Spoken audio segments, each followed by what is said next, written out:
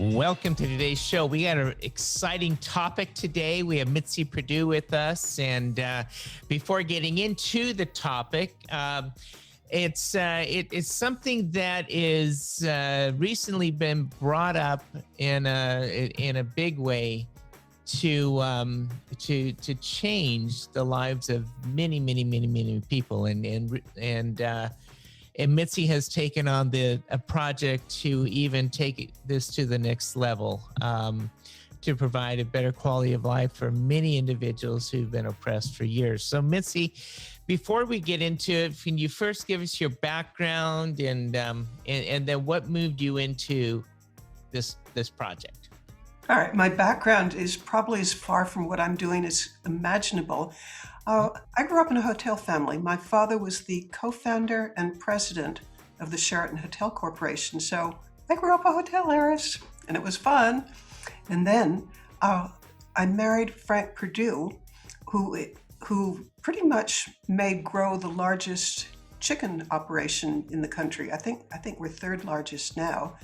And both men at the end of their days separately each employed 20,000 people. So I'm as far removed from the topic that captures my heart as a person can be. But how did I get into human trafficking? Well, it began at 2 o'clock on the 11th of March, 2 years ago. I heard a lecture on human trafficking, and before then, the words human trafficking would just sort of glide by. They didn't mean anything to me.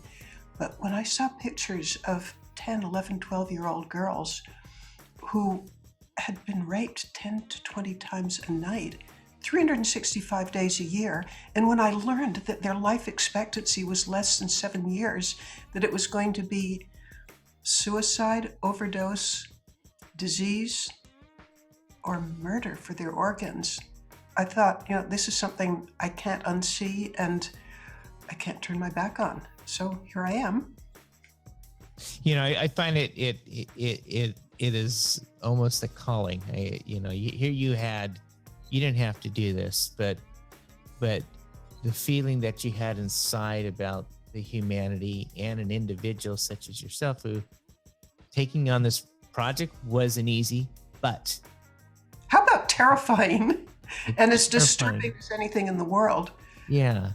So, and you're dealing with a different element, a very dangerous society. So let's talk about, you go to the conference in March 2019, you see this presentation, you walk away and you say, okay, I gotta do something. And there's something that it occurred to me that I could do was, I'd love to write a great big check to support rescuing children, sex trafficking. And by the way, in the world, according to the United Nations, there are 1 million kids who are being sex trafficked. And then when we get to trafficking overall, and again, United Nations figures, 40 million. So, I'm sitting in the audience listening to this and thinking, I want to write a great big check and do something. But then it occurred to me that all the money that I can put my fingers on, I give to charity anyway. And if I wrote a great big check to the Child Liberation Foundation, that meant that I'd have to cut back on another charity that I loved, like, for example, the food bank. And I don't want to cut back on charities. In some case, I'm on their boards, and I'm aware that, if a big donor turns their back and goes somewhere else, it's a hardship on them. So I'm I'm hunting around thinking, who can I cut back on? And I didn't want to cut back on anyone. I couldn't find a single one that I didn't love and wanted to move my money elsewhere. And I, going nuts thinking, what can I do? And I had an idea. And the idea was, I inherited from my parents what is likely to be an extremely valuable item of furniture. Now, why would an item of furniture be valuable? Well, this particular one, we believe it belonged to a de Medici cardinal, and there's markings on it that indicate that it came from around the year 1600. And it occurred to me, if I put this up for auction, it would accomplish two valuable things. raise a lot of money, I hope. But then it would also raise awareness because, it's a historic thing. Newspapers would probably pick up the story. That would probably be beneficial to letting additional people who might never know anything about human trafficking. So I'm all set to do this. But then I had an idea that was sort of life-changing. If I was in that situation, might there be other ultra-high net worth individuals who don't have money that's not already committed, but might have valuable items that they'd be willing to donate to help combat human trafficking? So I began asking people. And the gifts that have come in, I think that blow your mind. I'll give a couple of answers. I'll give a couple of examples. I'm going to start with the biggest one. Mm-hmm. It's from a man in Taipei, in Taiwan. I spent a good bit of 2019 traveling around the globe, accumulating extraordinary gifts for what is scheduled to be an astounding auction. I think we have a chance of raising $100 million. Well, I'm in Taiwan, and this guy had heard that I was there because I was giving talks on the subject, and also in China and Hong Kong. He invited me to his home, and there, on the second floor, where he had a tea room, he's asking me about what I'm doing, how I feel about human trafficking, and I quickly discovered that he hates it. And he knew what I was there for, wanting a donation. And I'm hoping for something. But in the course of the conversation, we get to talking about how this is the second largest source of revenue for organized crime. It's $150 billion a year. An unfathomable amount. And he said, aren't you afraid that the cartels and the trafficking kingpins are going to come after you and murder you? Well, I heard my mouth opening and just blurting out something. I hadn't thought about it. But I said to this guy, I'm 78 years old. I believe in this cause. I don't care. Well, I could see that he sort of, that he reacted to this. And he got up and he walked around his chair to a wall that had a curtain on it, pulled the curtain, and there you could see a safe. And he's manipulating the dials in the safe, opens it up, and reaches in and took out a 69.7 carat perfect ruby that belonged to a Qing dynasty emperor. It could be worth $40 million, just that. And just in case, dear Alan, you're not sure what a 69.7 carat ruby would look like, I sure as heck wasn't. But I'm going to hold up for the camera a 5 carat. That's a 5 carat ruby. 5 carat, yeah. Can you do math in your head faster than I am? 5 into 70?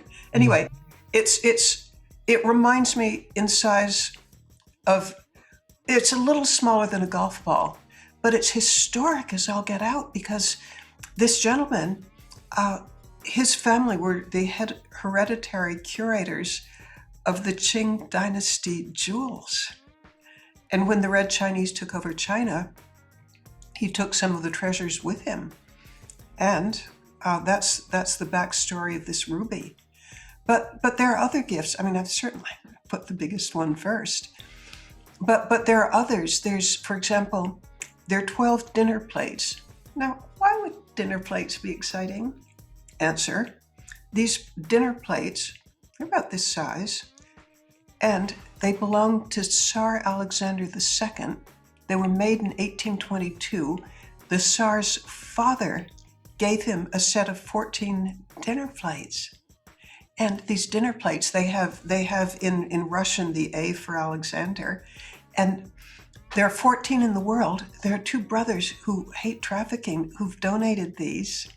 And I said there are 14 in the world, they donated 12.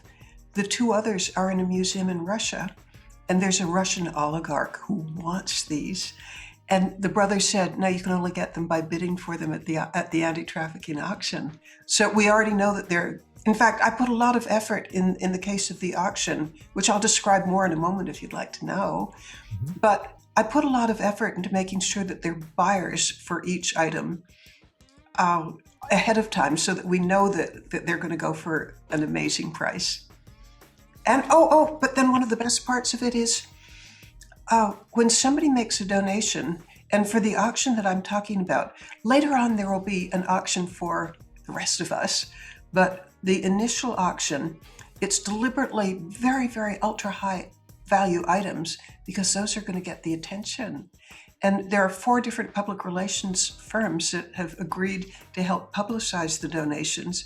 So we'll have, throughout the globe, we'll have people talking about the ruby I just described, or there's one of the larger perfect emeralds, and it went down with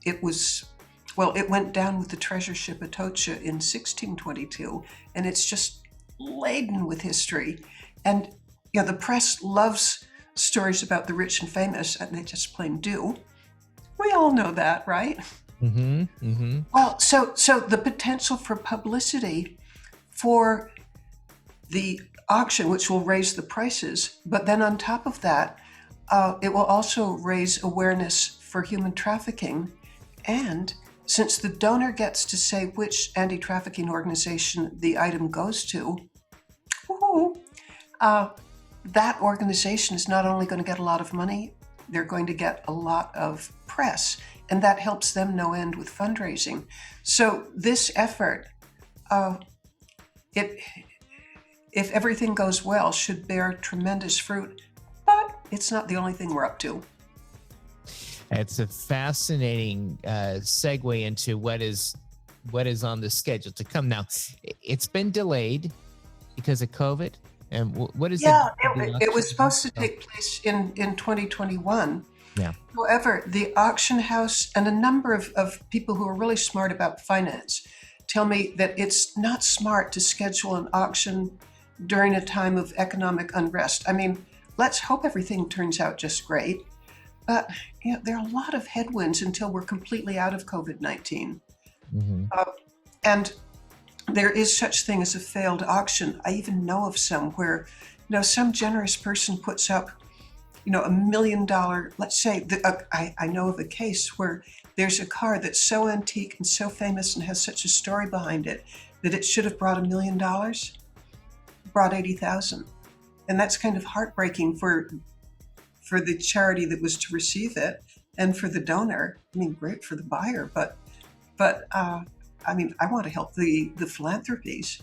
So to avoid that kind of situation, the advice I've been given pretty much by everybody is don't set a date for the auction. I mean, you can still keep getting donations, but don't set a date for it until we can look at COVID-19 in the rear view window and feel some security that people are going to be in a position to bid high for these things. So the project that you're involved in is called Win This Fight, and the auctions associated with that. In addition, there are other things that we're doing. That was my question. Expanding other things that are involved with the project of Win This Fight, and how do people get involved with this? Well, I hope people have a pencil and paper or access to notes on a computer, because I'm going to give an address. I'll give 2 addresses. Okay. Just to complicate things. But one of them is, one of the volunteers for Win This Fight came up with just a genius idea, and I'm in love with it. I think most Americans probably know about Rosie the Riveter, but in case you're very young and have no idea who this is, Rosie the Riveter, roughly 75 years ago, went out of her home and into the factories, and there were hundreds of thousands of Rosies. They went into the factories, and that meant that they released men who could go either to Europe or to Asia to fight in World War II and defeat Nazism. And so Rosie the Riveter, if she and her colleagues hadn't existed, World War II might have had a different outcome. So she was a total heroine. Well, we wanted in 2021 to have a way of kind of saying, we admire you, but let's have a 21st century version. And it's this. I'm Rosie the Riveter. She wore a bandana, and what she was really famous for is she struck a pose, and her pose was making a muscle and looking at her fist. And for the purpose of what I'm about to describe, I think this is fashionable. I'll keep wearing it. You look great. Yay! Okay, what we want people to do is take a selfie. Yeah, cell phone is fine, and you don't need a bandana. All you need to do, male or female, if you're male, we want you to be Rusty the Riveter. And again, in a moment, I'm going to give you an address, how you can get in touch with all of this. But take a selfie of yourself making a muscle, look at your fist, then post it on your social media, and give $5 to the anti-trafficking organization of your choice. And you can find zillions of them on the web, or give $5 to winthisfight.org. And at the same time, challenge 2 friends to do the same. And the results have been pretty amazing so far. Like there are whole police departments who've sent in the photographs. There are whole families, little kids. There's one group that even had their dog wearing a bandana and sort of having a paw up. It's just so cool. And I've heard that there are art centers, and boy, anybody listening, if you're part of an art center in your local community or city or town or whatever, if you're part of an art center, we absolutely welcome drawings or paintings of Rosie. And it can be like a cartoon, or it can be like an old master, it can be photorealistic. Or what I'm dying for somebody to do is like maybe make an Impressionist Rosie, or a Picasso Rosie, or a Cubist Rosie, or the most modern that exists. Let your imagination go, and you can post your image on winthisfight.org. There's a place quite easily seen under the Rosie Project where you can post your image. Then people can vote on how much they like it. So I'm loving that part. That's one of the things that we're up to. And I did promise that I would give an address. Well, first of all, there's winthisfight.org. But the other is, can I do a little side story? Absolutely. Thank you. Well, because it leads up to what I'm going to ask people to text. Winthisfight.org was initially going to be the anti-trafficking auction, but something like 2 weeks into the project, and we're talking 2 years ago, something like 2 years into the project, I got a phone call from a person who wanted to volunteer, and he's been a huge volunteer ever since. But he's a neuroscientist whose specialty is marketing. And he told me over the phone, the name that you've chosen sucks. And I'm going, oh? And he said, yeah, here's what's wrong with anti-trafficking auction. He says it's hard to remember. It doesn't roll off the tongue.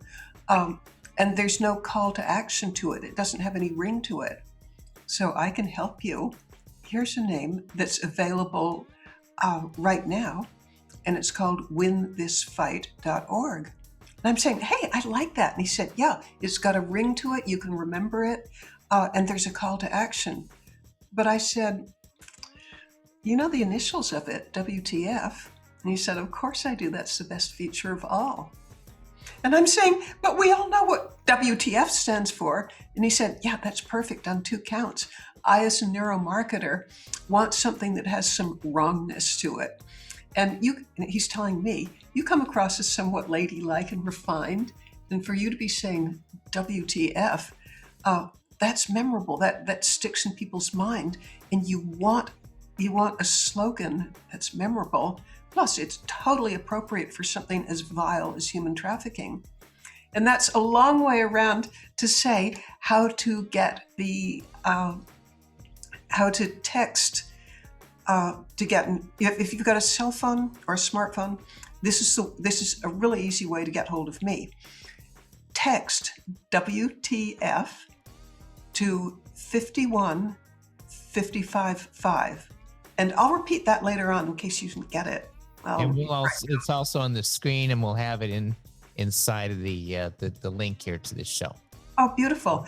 But I love it that, I mean, who's not going to remember WTF? That's a very catchy acronym.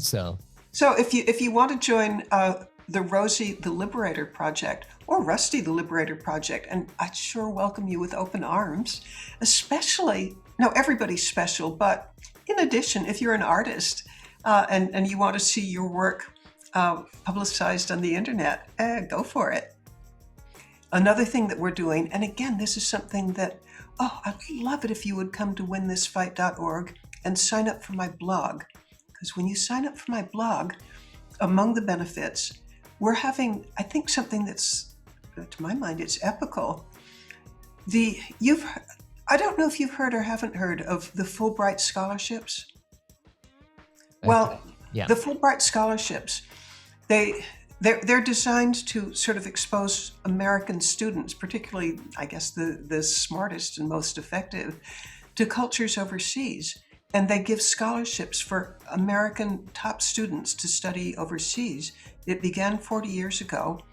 And there's something close to 60,000 Fulbright scholars that still exist. I mean, that are living graduates of it. And Fulbright, on May 11th, has decided to have a Fulbright Forum on human trafficking, May 11th. And if you, here's the super thing about it. I suggested it to them.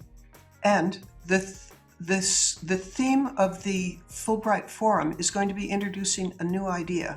I think I can say it's really a new idea. It's going all out to attack the finances of the traffickers. Now, for this story to make sense, we have to go back a couple of decades. And one of the larger software companies, and I would love to tell you their name, but just out of being discreet, I won't.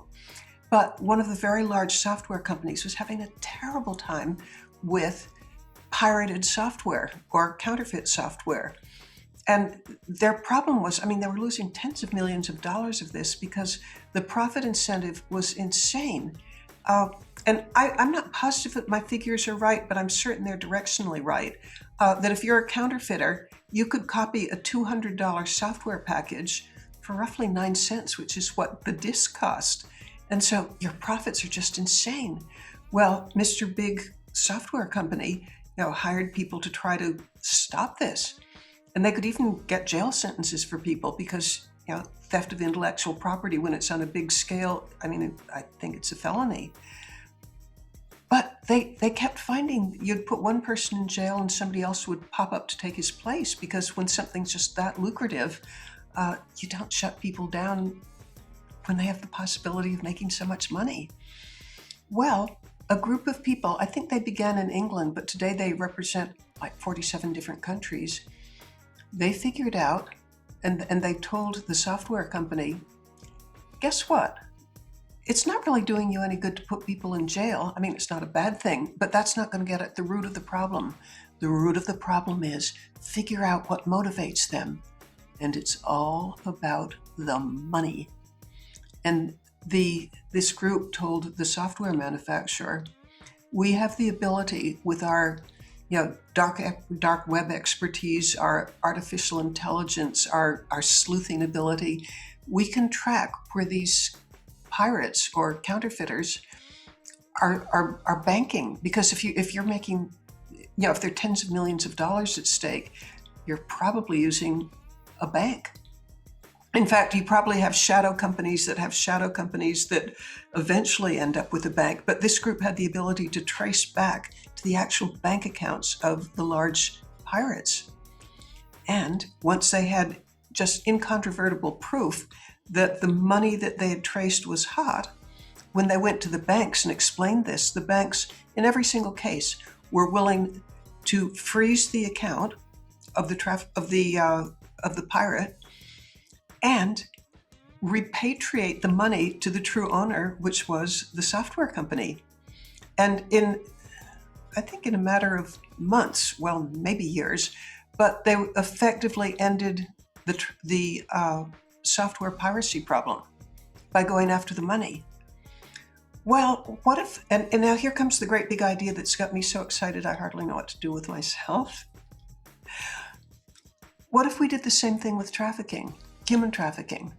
What if instead of trying to put people in jail, which is extraordinarily ineffective, like your chances if you're a trafficker, and please don't be, but in case you were a trafficker in New York, you could make $1 million a year out of 4 girls tax-free. Your incentive to do it's enormous. But, and what I'm about to say now applies globally as well as to New York, your odds of doing time for it are just minuscule, because you can intimidate the girls or the boys or the men or the women. You can have them so intimidated that they won't testify against you.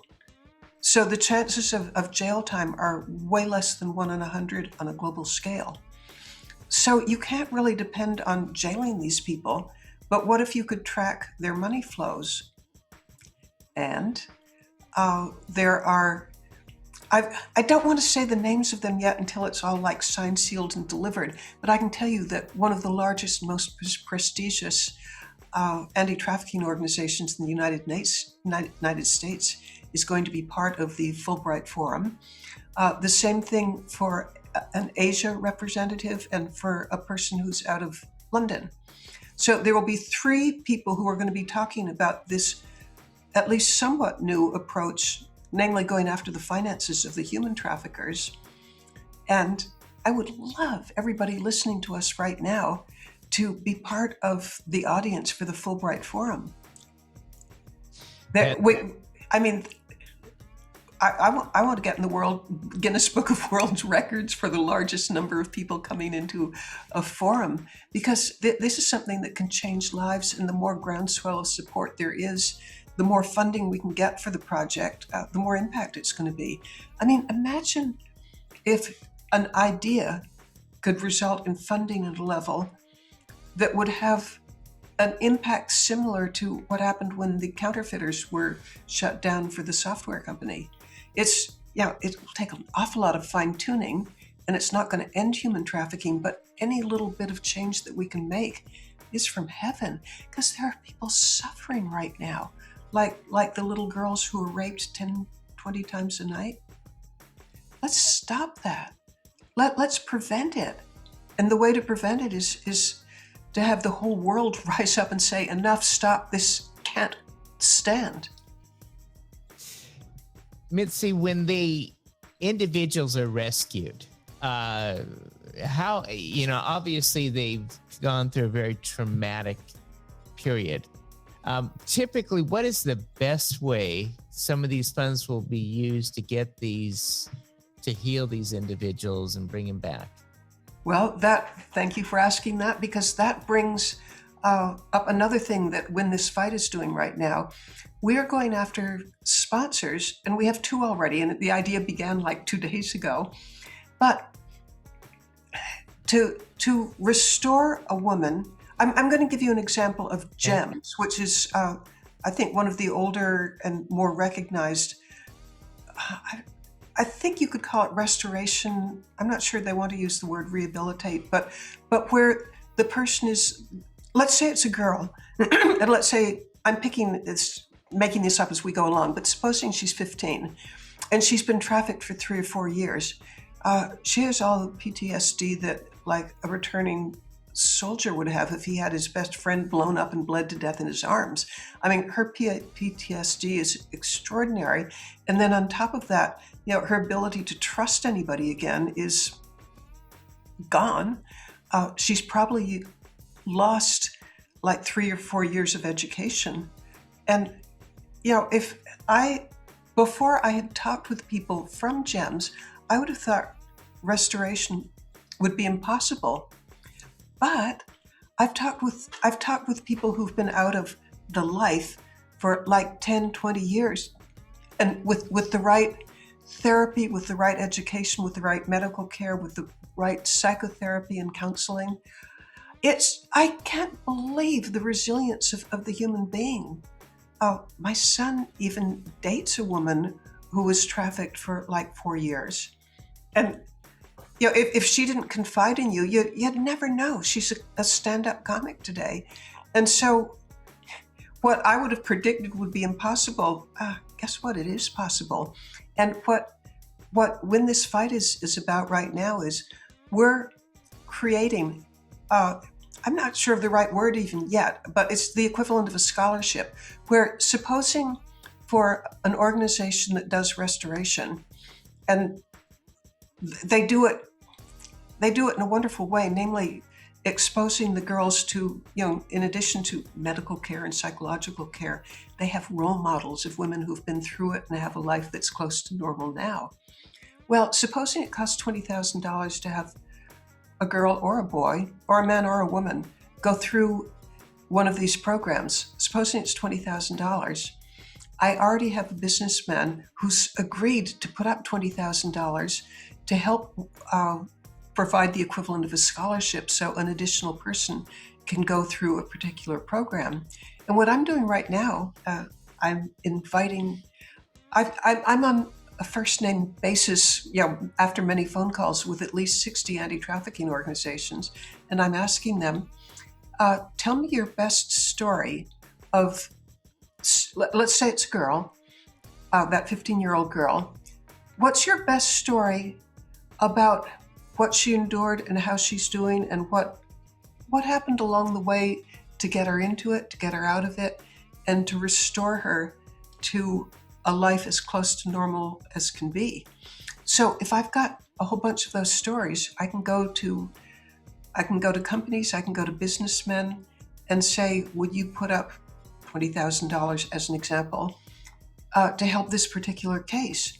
And then what's going to make this a win-win for everybody is I have the ability, because I've been in media for most of my life, radio, television, and newspaper, I have the ability to get the story out. And it becomes a win for the donor. I mean, maybe the donor wants to sell their product, and part of the story is this is the donor and why they did it. It's good for the individual who gets the scholarship. We'll disguise all the details that would identify her, but she gets the sensation that I went through hell, but it's going to help other people. And then the organization itself will get just tons of publicity that it wouldn't get otherwise. It will probably get supporters and donors that they wouldn't get otherwise. So I'm really happy about that. Well, Mitzi, we'll put down once again individuals that want to join the cause. Why don't you give how they go ahead and get a hold of you? You mentioned once before, but let's say it again. Okay, text WTF to 51555. That way you can reach me. That will take you to winthisfight.org, or just go directly to winthisfight.org.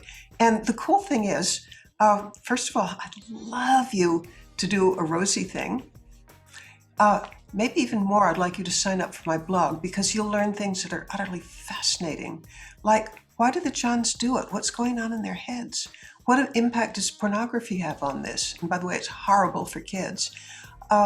You'll learn stories of men and women girls and boys who've been trafficked and how they got out of it.